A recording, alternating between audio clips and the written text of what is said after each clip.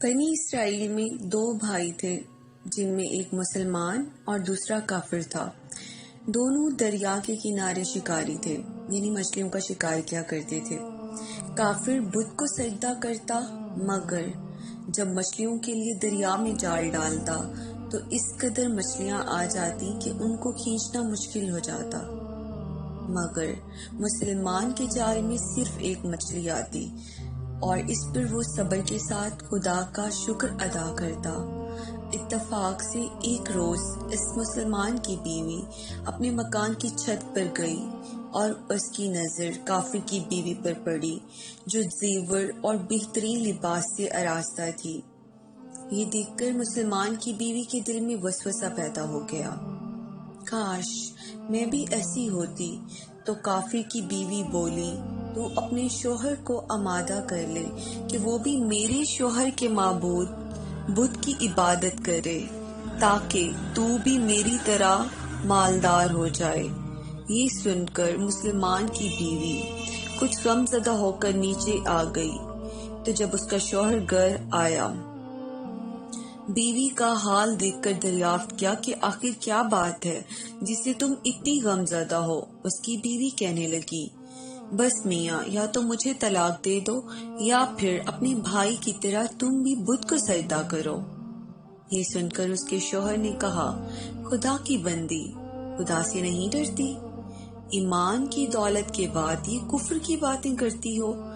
وہ عورت بولی، بس اب مجھ سے زیادہ باتیں نہ بناؤ، میں اب ایسے نہیں رہ سکتی جبکہ دوسری عورت جو تیرے بھائی کی بیوی ہے اس کو دیکھ رہی ہوں، وہ زیورات اور عمدہ لباس سے آراستہ رہتی ہے۔ جب اس مومن مرد نے دیکھا کہ عورت پر ذرا برابر بھی اثر نہیں تو اس نے عورت کو تسلی دی اور کہا، اچھا، گھبرانے کی ضرورت نہیں، میں کل سے مزدوری کروں گا اور روزانہ تجھے 2 درہم لا کے دیتا رہوں گا، ان 2 درہم سے تم اپنی حالت درست کر لینا۔ یہ سن کر عورت کو کچھ تسکین حاصل ہوئی۔ صبح سویرے وہ مومن مزدوری کی تلاش میں نکلا، لیکن کسی نے اس کی بات نہ مانی۔ وہ پھرتا رہا، شہر شہر، گاؤں گاؤں، لیکن کسی نے اس کی مدد نہیں کی۔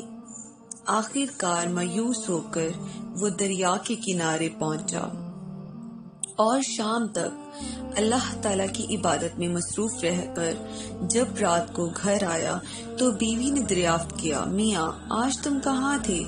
وہ کہنے لگا، میں بادشاہ کی خدمت میں تھا۔ اس کی بیوی بولی، آخر وہ بادشاہ تم کو کیا دے گا؟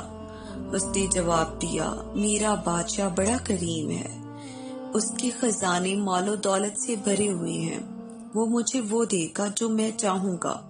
چنانچہ وہ اسی طرح اللہ تعالیٰ کی عبادت میں مصروف رہا۔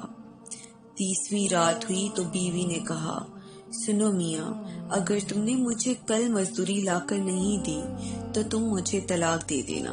یہ سن کر اس کو پریشانی لاحق ہوئی اور 30ویں صبح کو اس نے ایک یہودی سے کہا، کیا تم مجھے مزدوری پر لگا لو گے؟ یہودی کہنے لگا، ہاں، تم کو مزدوری مل جائے گی۔ اس طرح وہ آدمی یہودی کے پاس کام کرنے لگا۔ ادھر دوسری طرف ایک آدمی اس کی بیوی کے پاس گیا، دروازہ کھٹکھٹایا اور اس کی بیوی نے دروازہ کھولا تو اس آدمی نے اس کی بیوی کو 29 اشرفیاں دی اور کہا، یہ تمہارے شوہر کی مزدوری ہے۔ تمہارے شوہر 29 دن سے بادشاہ کے کام میں مصروف تھے، یہاں تک کہ تمہارے شوہر نے بادشاہ کو چھوڑ دیا۔ اگر وہ 30ویں دن بھی کام کو جاتا تو اس کو بہت سی مل جاتی، لیکن وہ یہودی کے پاس چلا گیا۔ اگر وہ مزید بادشاہ کا کام کرتا تو بادشاہ اس کو مزید اجرت دیتا۔ چنانچہ وہ عورت ان میں سے ایک اشرفی لے کر بازار گئی۔ سنار نے جب اشرفی دیکھی تو 1000 درہم اس کی قیمت اس کے حوالے کر دی۔ شام کو وہ آدمی گھر آیا تو اس عورت نے اس سے دریافت کیا کہ تم کہاں تھے؟ اس نے جواب دیا، آج میں ایک یہودی کے ساتھ کام پر تھا، اس کی بیوی نے کہا، تم بادشاہ کی خدمت ترک کر کے دوسروں کی خدمت کیوں کرتے ہو؟ پھر اپنے شوہر کو اشرفیوں کا واقعہ سنایا، جس کو سن کر وہ مومن آدمی روتے روتے بے ہوش ہو گیا۔ جب اس کو ہوش آیا تو اپنی بیوی کو کہنے لگا، افسوس کہ میں نے بادشاہ دو جہاں کا کام چھوڑ دیا۔